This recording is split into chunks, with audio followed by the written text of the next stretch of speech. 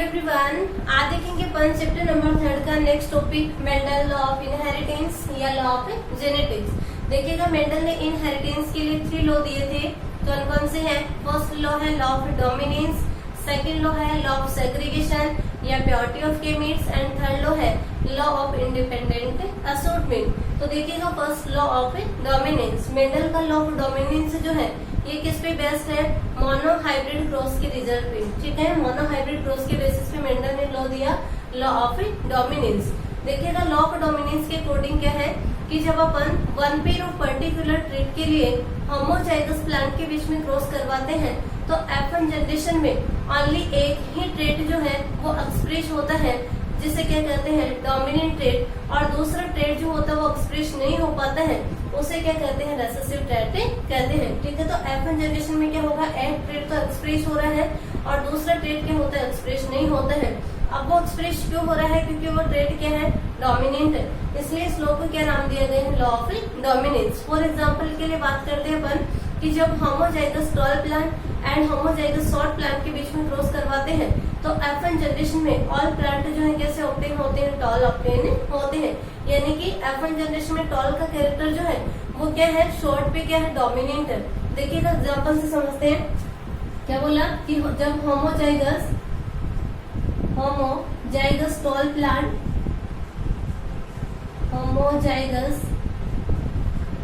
Plant का cross किसके साथ में करवाते हैं? होमोजाइगस शॉर्ट प्लांट के साथ। ठीक है, तो F1 जनरेशन में ऑल प्लांट कैसे ऑब्टेन होते हैं? Tall plant. देखिएगा ये पेरेंटल जनरेशन है, इसका जीनोटाइप क्या होगा? Capital T. यहाँ से क्या होगा? Small T. ठीक है, गैमेट फॉर्मेशन देखिए अपन, गैमेट फॉर्मेशन होगा तो यहाँ से क्या होगा? कैपिटल टी, यहाँ से क्या होगा? Small T. कैपिटल टी और स्मॉल टी में क्रॉस करवाएंगे तो यहाँ पे क्या बनेगा? Capital T small T. ये क्या होगी? F1 generation mono hybrid cross में आपको डिटेल में बता चुकी हूँ मैं। देखिएगा F1 जनरेशन में ऑल प्लांट कैसे होंगे? यहाँ पे टॉल कैसे होंगे? All plant tall. यानी कि यहाँ पे कैपिटल टी जो है ये क्या है? डोमिनेंट है, और डोमिनेंट होने के कारण इसका इफेक्ट जो है वो एक्सप्रेस होगा, जबकि जो स्मॉल टी है वो क्या है? रेसेसिव है। इसके कारण क्या होगा? ये एक्सप्रेस नहीं हो पाएगा। अपन बोल सकते हैं इसमें कि one allele of a gene. ठीक है, ये पूरा क्या है? एक जीन के 2 एलील होते हैं, तो यहाँ पे क्या है कि one allele of a gene cancel the effect of other allele of the same gene. यानी कि एक जीन के एक एलील के द्वारा दूसरे एलील के इफेक्ट को क्या किया जा रहा है? यहाँ पे कैंसिल किया जा रहा है, जिससे यहाँ पे कैपिटल टी क्या है? डोमिनेंट और स्मॉल टी क्या है? रेसेसिव। इसलिए इस लॉ को क्या बोला गया है? Law of dominance. ठीक है, क्या लिखोगे लॉ ऑफ डोमिनेंस में कि जब अपन one pair of particular trait के लिए होमोजाइगस प्लांट के बीच में क्रॉस करवाते हैं तो F1 जनरेशन में ओनली वन ट्रेट एक्सप्रेस होता है, जिसे डोमिनेंट ट्रेट कहते हैं, जबकि दूसरा ट्रेट जो होता है एक्सप्रेस नहीं होता, उसे क्या कहते हैं? रेसेसिव ट्रेट कहते हैं। आप ये भी लिख सकते हो कि इसमें क्या होता है? F1 जनरेशन में वन एलील जो होता है वो दूसरे एलील के इफेक्ट को क्या करता है? कैंसिल करता है। यानी कि one allele of a gene cancel the effect of other allele of the same gene. ठीक है, तो ये हो जाएगा अपना लॉ ऑफ डोमिनेंस। सेकंड देखिएगा लॉ ऑफ सेग्रीगेशन या purity of gametes. Law of segregation purity of gametes जो है ये भी किस पे बेस्ड है? मोनो हाइब्रिड क्रॉस के रिजल्ट पे। मोनो हाइब्रिड क्रॉस यानी कि मेंडल का लॉ ऑफ डोमिनेंस और लॉ ऑफ सेग्रीगेशन या प्योरिटी ऑफ गेमेट्स, ये दोनों लोग किस पे बेस्ड हैं? मोनो हाइब्रिड क्रॉस पे। ठीक है, देखिएगा लॉ ऑफ सेग्रीगेशन या प्योरिटी ऑफ गेमेट्स के अकॉर्डिंग क्या है कि during gamete formation one allele of a gene can separated from other allele of the same gene. Gamete formation के ड्यूरिंग क्या होता है? एक जीन के जो दोनों एलील होते हैं वो एक दूसरे से सेपरेट होकर डिफरेंट गैमेट्स में इंटर करते हैं, तो इस लॉ को क्या कहते हैं? लॉ ऑफ सेग्रीगेशन कहते हैं। देखिएगा यहाँ से देख लीजिए F1 जनरेशन है, इस F1 जनरेशन में क्या होगा? जब गैमेट फॉर्मेशन होगा F1 जनरेशन के हाइब्रिड से क्या होगा? जब गैमेट फॉर्मेशन होगा तो गैमेट फॉर्मेशन के ड्यूरिंग दोनों एलील जो है एक दूसरे से सेपरेट होकर क्या करते हैं? डिफरेंट गैमेट्स में इंटर करते हैं। यहाँ पे दोनों एलील जो है एक दूसरे से सेपरेट हो रहे हैं, सेग्रीगेट हो रहे हैं, इसलिए इस लॉ को क्या बोला गया? Law of segregation. ठीक है, law of purity of gametes क्यों कहते हैं? क्योंकि देखिएगा यहाँ पे F1 जनरेशन में दोनों एलील एक दूसरे के साथ प्रेजेंट है, लेकिन साथ प्रेजेंट होने के बावजूद भी ये एक दूसरे को पॉल्यूटेड नहीं करते हैं, यानी कि एक दूसरे में मिक्स नहीं होते हैं। गैमेट फॉर्मेशन के ड्यूरिंग क्या करते हैं, डिफरेंट गैमेट्स में इंटर करते हैं, एक दूसरे को पॉल्यूटेड नहीं कर रहे हैं, मिक्स नहीं हो रहे, इस वजह से इस लोग को क्या कहते हैं, प्योरिटी ऑफ गैमेट्स भी कहते हैं। देखिएगा इसको भी एग्जाम्पल से समझते हैं।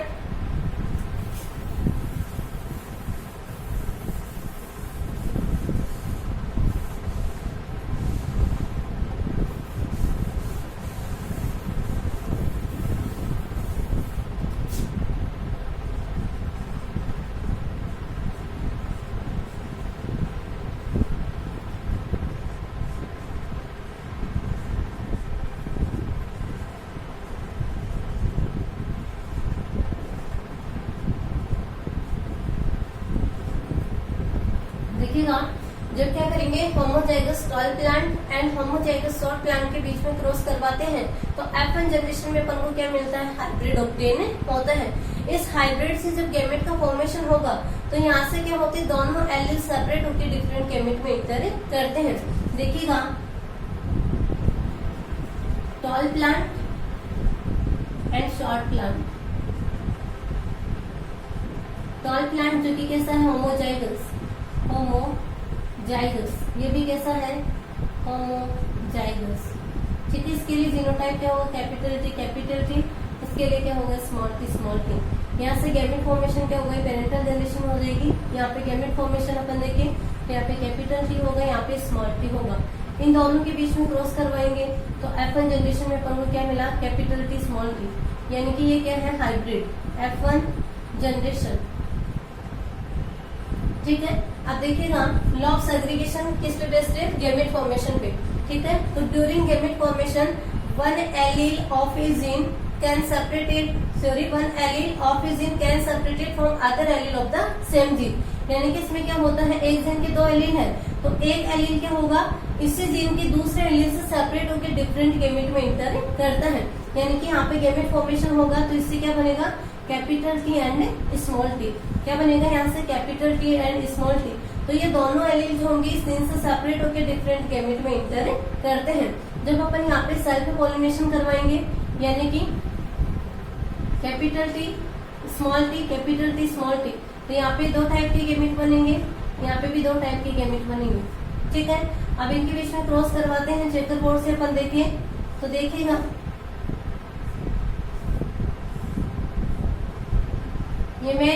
ये फीमेल को डिनोट करता है। ठीक है, कैपिटल टी स्मॉल टी, और इधर लिखना है अपन को वही capital T small T. Capital T के साथ क्रॉस करेगा तो क्या मिलेगा, capital T. Capital T small T के साथ क्रॉस करेगा तो क्या मिलेगा, capital T small T. Capital T small T and small T. ठीक है, ये कैसा प्लांट है, टॉल प्लांट। ये भी कैसा है, टॉल प्लांट। ये कैसा है, टॉल प्लांट। और ये कैसा है, शॉर्ट प्लांट। देखिएगा F1 जनरेशन में अपन को ओनली कैसे मिले थे, टॉल प्लांट। लेकिन F2 जनरेशन, ये जनरेशन कौन सी है, F2 जनरेशन में अपन को टॉल प्लांट के साथ साथ शॉर्ट प्लांट भी ऑब्टेन होते हैं। ठीक है, तो देखिएगा यहाँ पे अपन फिनोटाइपिक रेशियो की बात करें, फिनोटाइपिक रेशियो, तो फिनोटाइपिक रेशियो क्या होगा यहाँ पे, ये भी टॉल प्लांट है, ये भी टॉल प्लांट है, ये भी टॉल प्लांट है। यानी कि 3 तो क्या है यहाँ पे, टॉल प्लांट और 1 कैसा है, शॉर्ट प्लांट है। यानी कि 3:1, 3 टॉल है और 1 कैसा है, शॉर्ट है। जीनोटाइपिक रेशियो पर देखिए तो देखिएगा जीनोटाइपिक रेशियो क्या देखेंगे इसमें, देखिएगा यहाँ पे ये क्या है, होमोजाइगस टॉल प्लांट। ये कैसा है, हेटेरोजाइगस टॉल। ये भी कैसा है, हेटेरोजाइगस टॉल। और ये कैसा है, होमोजाइगस टॉल। यानी कि 1 प्लांट तो होमोजाइगस टॉल है, 2 प्लांट हेटेरोजाइगस टॉल है, और 1 प्लांट कैसा है, होमोजाइगस से शॉर्ट है। तो देखिएगा यहाँ पे रेशियो क्या मिलेगा अपन को, 1:1। ठीक है, 1 जो होगा होमोजाइगस टॉल, 2 होंगे हेटेरोजाइगस टॉल और 1 होगा होमोजाइगस से शॉर्ट। तो यहाँ पे जीनोटाइपिक रेशियो क्या होगा, 1:2:1। ठीक है, तो ये हो जाएगा आपका लॉ ऑफ सेग्रीगेशन। क्या होगा, law of segregation. Law of segregation के अकॉर्डिंग क्या है कि F1 जनरेशन का हाइब्रिड जो होता है, गैमेट फॉर्मेशन के ड्यूरिंग यहाँ पे क्या होता है, दोनों एलील एक दूसरे से सेपरेट होकर क्या करते हैं, डिफरेंट गैमेट में इंटर करते हैं।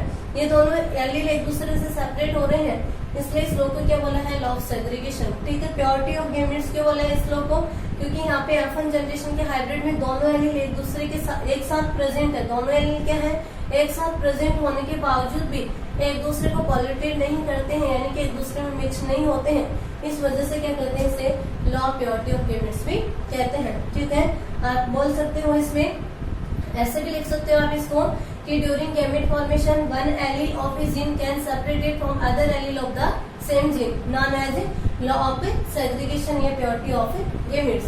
ठीक है, ये एग्जांपल लिख देना। फिनोटाइपिक जीनोटाइपिक रेशियो हो जाएगा, कितना होगा फिनोटाइपिक 3:1 और जीनोटाइपिक कितना होगा 1:1। नेक्स्ट देखते हैं लॉ ऑफ इंडिपेंडेंट असॉर्टमेंट।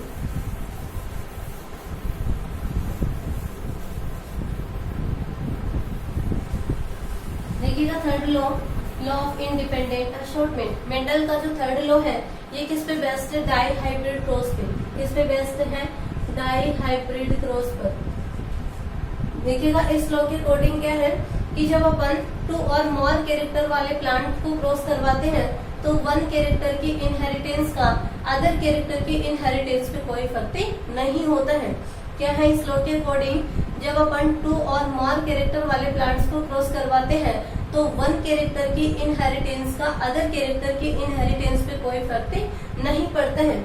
यानी कि अपन बोल सकते हैं कि गैमेट फॉर्मेशन के ड्यूरिंग एलील एक दूसरे से सेपरेट ही नहीं होते हैं, बल्कि एक दूसरे से क्या करते हैं, वो इंडिपेंडेंटली बिहेव भी करते हैं। तो इस लॉ को क्या कहते हैं, लॉ ऑफ इंडिपेंडेंट असॉर्टमेंट। देखिएगा इसे समझते हैं। आपको डाई हाइब्रिड क्रॉस बताया था मैंने, क्या एग्जांपल था वहाँ पे कि जब अपन येलो एंड राउंडेड सीड वाले प्लांट का क्रॉस ग्रीन और रिंकल्ड सीड वाले प्लांट के साथ करवाते हैं तो F1 जनरेशन में अपन को येलो एंड राउंडेड सीड वाले प्लांट ऑब्टेन होते हैं।